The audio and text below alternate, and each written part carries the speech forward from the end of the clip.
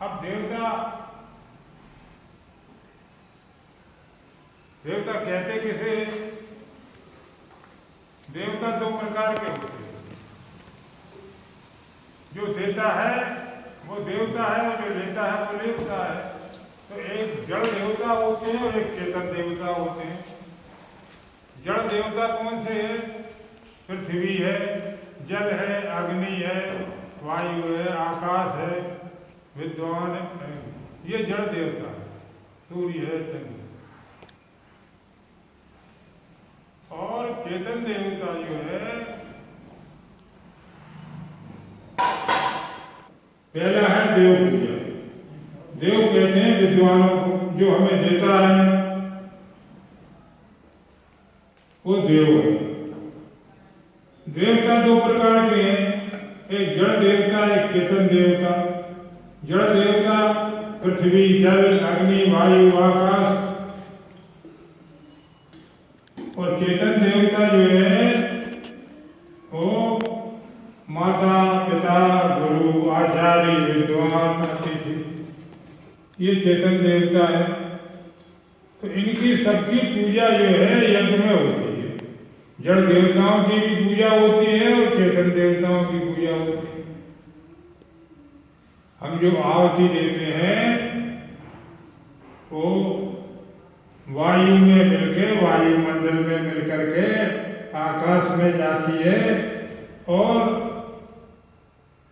सूर्य लोक तक जाती है। ये आहुति सूर्य लोक में जाती है और सूर्य की किरणों के द्वारा फिर जो है सारे वातावरण में फैल जाता है। तो इस प्रकार से जितने भी देवता है वो इससे संतुष्ट होते हैं। चेतन देवता माता, पिता, गुरु, उनका सम्मान होता है यज्ञ में। उनको बुलाए जाते हैं, उनको संतुष्ट किया जाता है, विद्वानों को दान दक्षिणा दी जाती है, भोजन कराया जाता है। तो इस प्रकार से देवताओं की पूजा हो जाती है। पूजा मतलब सत्कार। पूजा का अर्थ ये नहीं है कि घी गुड़ से जो है होम लगाओ, टीका लगाओ। ये पूजा का अर्थ होता है सत्कार कर, सेवा कर। भक्ति और पूजा ये दो शब्द हैं।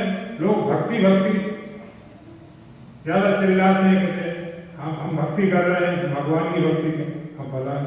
और पूजा हमें यहाँ पूजा करना है, हमें अब देवताओं की पूजा करना है, ये पूजा कर। लेकिन इनके अर्थ नहीं जानते लोग। तो भक्ति और ये पूजा दो प्रसिद्ध अर्थ हैं, शब्द हैं। इनके अर्थ है सेवा करना। भक्ति माने सेवा और पूजा माने भी सेवा।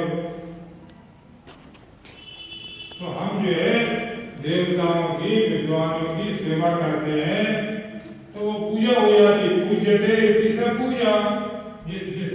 जो पूजा की जाए, जो पूज्य है, हमारे आदरणीय है, सम्माननीय है, उनकी पूजा होती है, वही पूज्य है हमारे लिए।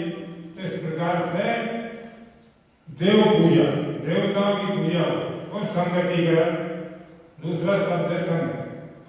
जब हम यज्ञ करते हैं, हवन करते हैं तो लोगों को बुलाते हैं, 10-5 लोग आते हैं। बिना 4 लोगों की तो हवन होता है, इसलिए 4 तो हमारी और जितने भी ज्यादा जाए।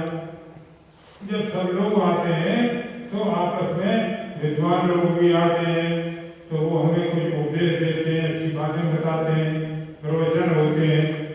तो संगतिकरण हो जाता है, आपस में विचारों का आदान प्रदान हो जाता है। एक दूसरे के विचार हमें सुनने को मिलते हैं, प्रवचन सुनने को मिलते हैं, वेद की बातें हमारे